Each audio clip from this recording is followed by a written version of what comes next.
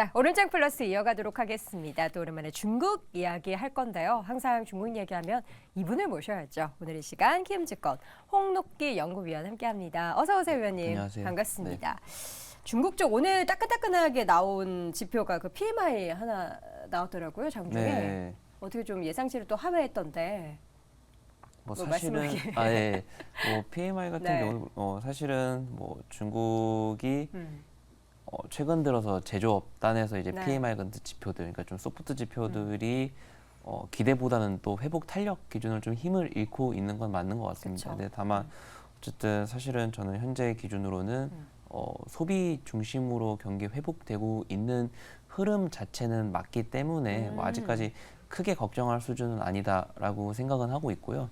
만약에 이 회복세가 조금 더 견조하게 이어진다면은 뭐 공급 측면에서도 즉 뭐 기업 측에서도 좀 생산 활력이 조금 더 붙지 않을까 생각은 하고 있고요. 근데 어쨌든 저도 뭐 일단 한 달 정도 지표의 흐름에 좀 일희일비할 필요는 없는 것 같고 어쨌든 추세적으로 계속 이제 우상향하는 회복 흐름을 이어질 수 있는지를 확인하는 게 가장 중요하겠다 이렇게 생각은 하고 있습니다. 말씀해주신 와중에 그 소비라는 부분을 강조를 하셨잖아요. 네. 소비하면 최근에 있었던 관군제 얘기를 안 짚고 넘어갈 수가 없는데 이번에 사실 실망적이지 않았습니까? 그렇죠. 그러니까 제가 이야기하는 거는 이제 소비 체력이 계속 이제 돌아오는 부분들을 이제는 사기 시작했다. 네네 그런 부분을 얘기하는 거고 사실은 그런 이제 옛날에 대형 소비 이벤트들에 대해서 결과에 많이 시장이 당연히 주목을 받아 왔었었는데.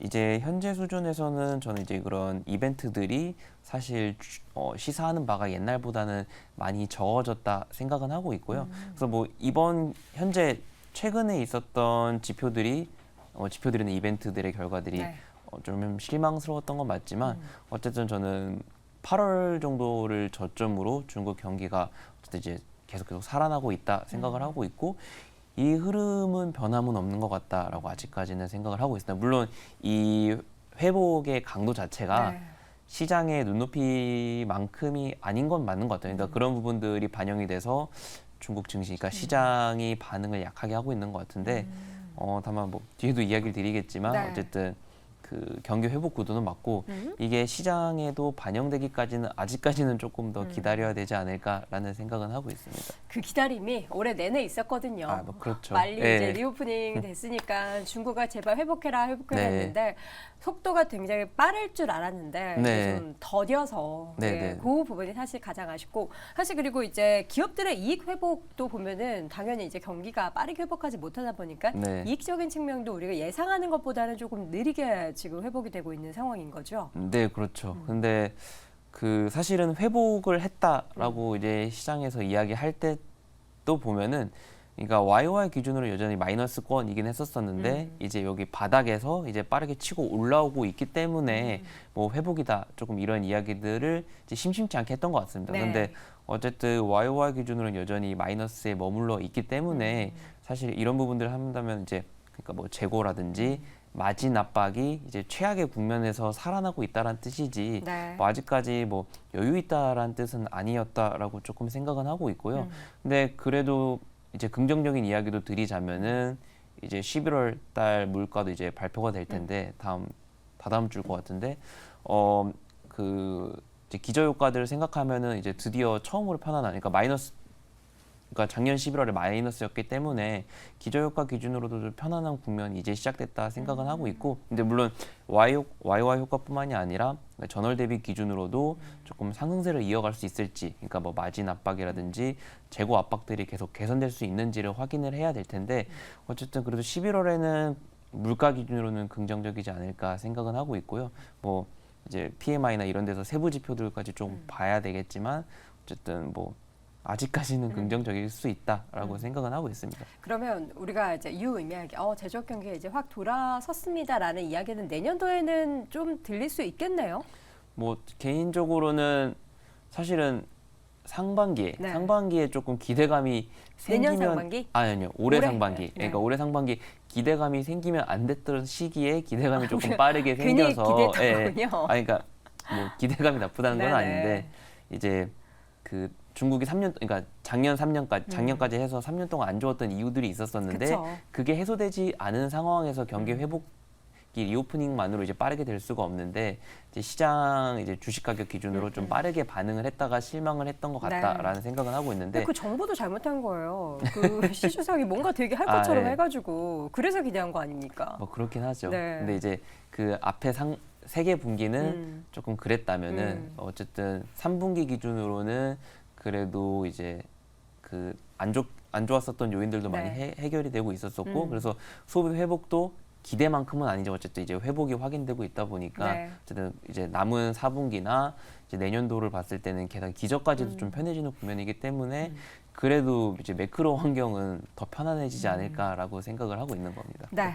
지금 중국에 또 리스크가 하나 더 생겼네요. 네, 이건 뭐 또 그렇죠. 뭐죠? 중쯔 사태라고 네. 하면서 중쯔그룹에 대해서 중국 공안 당국이 공식 조사에 착수한다. 이게 또 무슨 일입니까? 이게 중주 기업이 이제 그림자 금융의 이제 대표 기업이기 때문에 네네. 조금 시장에서 다시 얘기가 나오고 있는 것 같은데 네. 뭐 결론적으로는 계속 이야기 드리고 있는 부동산 노이즈의 일환이라고 생각을 하고 있는데 어쨌든 그 중주그룹이 그 자기 자산 대비 그러니까 자기 자산 대비 한 2배가 넘는 이제 47조 원 정도의 규모가 초과 채무다라고 조금 발표를 하면서 관련돼서 이제 당국에서 이제 수사 착수에 들어갔고 이게 지금 이번 주에는 중국 증시에 조금 이제 지수 관점에서 봤을 때 네. 부담으로 작용을 하고 있는 건 맞는 것 같습니다. 근데 어쨌든 이제 중주그룹에 대해서 이야기를 드리면은 지금 이제 부동산 개발 업체들의 자금줄 역할들을 많이 수행을 했었던 기업들이거든요. 근데 이제 중국 부동산 같은 경우는 사실은 오랜 수십 년 동안 걸쳐져 이제 누적되어 있는 문제인 건데, 그렇죠. 그러니까 과잉 공급이나 재고들이 심각했었었고, 그렇죠. 이게 뭐 데이터 기준으로 보더라도 2000년대 초부터 그 초과 공급이 이제 계속 이제 심각하게 있었었고, 이게 뭐 2016년도에 규제 때문에 일시적으로 공급이 그러니까 초과 공급이나 재고들이 해소되는 조금 경향들이 있었었지만. 이게 2년 동안의 규제 동안에 이제 매크로 부담도 있었었고 이 규제가 되돌려지자마자 네. 다시 그 초과 공급의 형태로 돌아갔었거든요. 그래서 이런 구조적인 문제점들을 해결하기 위해서 이제 공급 측의 자금 규제를 재작년 연말부터 해 왔었던 거고 그게 이제 시장에서는 저희가 이제 뉴스로 접했던 거는 뭐 헝다랑 비구위안 이번엔 중주그룹 이렇게 사태까지 오게 된 거거든요. 근데 최근 들어서도 분명히 올해 부동산 정책에 대해서 톤을 분명히 마일드하게 가져가고 있는 건 맞는데 다만 이거를 생각해 본다면은 일단 안 좋았던 게 공급 측의 자금줄 정확히는 이제 레버리지를 규제하기 시작한 건데 즉 그쪽에 대해서는 여전히 엄격한 잣대를 들이대고 있는 것 같아요. 최근 들어서 이제 건설사에 대해서 뭐 이제 자금줄을 지원하겠다라는 이런 이야기를 하면서 화이트리스트를 얘기를 했지만 물론 세부적인 내용들은 아직 나와 있지 않지만 거기서도 역시 볼 수 있는 거는 이제 재무 구조가 건전한 애들의 경우에 이제 자금 지원에 조금 적극적으로 하겠다는 게 결국에 톤인 거거든요. 그래서 물론 수요 측에 대해서는 이제 중립에 가까운 스탠스, 즉 이제 규제보다는 완화에 가까운 스탠스를 취하고 있는 건 맞지만 결국에 시장이 안 좋게 되었던 이제 공급 측의 그러니까 자금 환경이 팍팍해진 게 문제인 건데 이게 사실은 큰 변화는 없기 때문에 이런 노이즈는 계속될 수밖에 없지 않을까. 근데 다만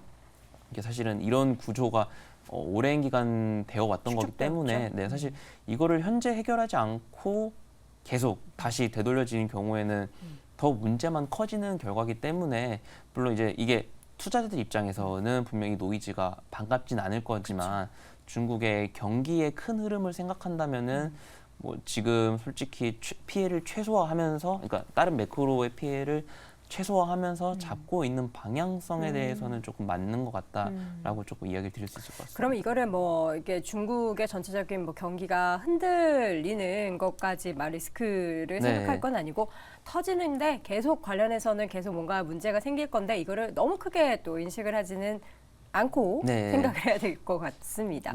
뭐 하나가 이렇게 마무리가 되는 게 아니라 하나가 좀 이렇게 잠잠해지는 것 같으면 사실 그게 수면 아래로 내려간 건 아니고 어떻게 보면 좀 무뎌지는 거죠. 그럼 또 새로운 기업들 얘기들이 계속해서 만들어지고 있는 것 같습니다.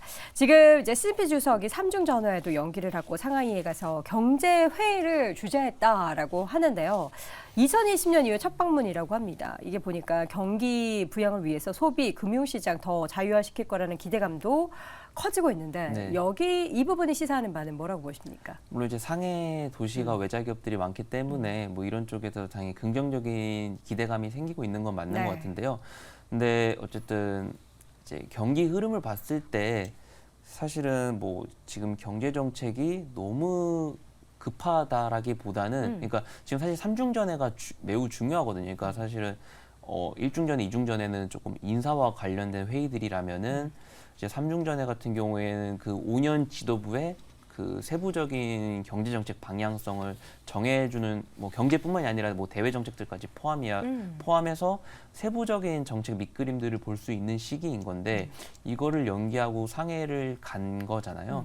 근데 사실은 지금 기준으로 봤을 때는 이제 경제 정책은 내부적인 상황만을 종합해서 수립할 수 있는 정책이고 그 외에 뭐 정책들은 대외 환경들의 영향을 안 받을 수가 없는데 뭐 내년 초에 대만 선거도 있고 아직까지 대외 환경이 제가 생각하기엔 중국 기준으로는 조금 녹록치 않다라고 생각을 하고 있고 네. 그래서 이런 과정에서 봤을 때 조금 대외 환경을 조금 결과를 받고 나서 수립해야 되는 정책들을 일단 미뤄두고 내부적인 상황만으로 조금 이제 밑그림을 그릴 수 있는 경제 정책에 집중하고 있는 게 아닌가 생각은 하고 있고요. 네. 다만 여기에 대해서 뭐 아직까지 결론은 나오지 않았습니다만은 뭐 흔히 이제 올해 초에 했던 것처럼 뭐 이제 뭐 반도체라든지 뭐 이런 쪽으로 계속 정책 모멘텀을 강화하는 발언들은 하겠다라고 생각은 하고 있지만 네. 아직 세부적인 정책들도 좀 봐야지 않을까 생각은 하고 있습니다. 자, 그럼 간략하게 과거에는 우리가 중국에 이제 올해 보면 리오프닝, 경기 부양책이 중국을 바라보는 거대한 키워드였다면 네. 앞으로는 그럼 뭐가 될 거라고 보세요? 맨 처음에도 이야기 드렸던 것처럼 그러니까 지금 현재 경기 모멘텀이 시장 기대에 못 미치면서 네. 중국 증시 투자하는 데 있어서 조금 어려워지고 있는 거잖아요. 근데 어쨌든 지금 경제 규모나 이런 구조적인 문제점들을 보면은 조금 좀 불가피한 흐름이었다 생각을 하고 있고 결국에 이제 대외 환경들이 안정되기 전까지는 조금 매크로 논리가 조금 잘 들어맞지 않을 수도 있다라고 생각을 하고 있고요. 네. 그래서 상반기 경우에는 조금 정책 모멘텀에 따라서 주가 변동성이 조금 주가 변동성이 확대될 것 같고 하반기가 되어야지 다시 매크로 논리대로 좀 주가가 가지 않을까 생각하고 있습니다. 알겠습니다. 자, 이렇게 해서 오늘 이 시간 키움증권 홍록기 연구위원과 함께 이야기 나눠봤습니다. 말씀 고맙습니다.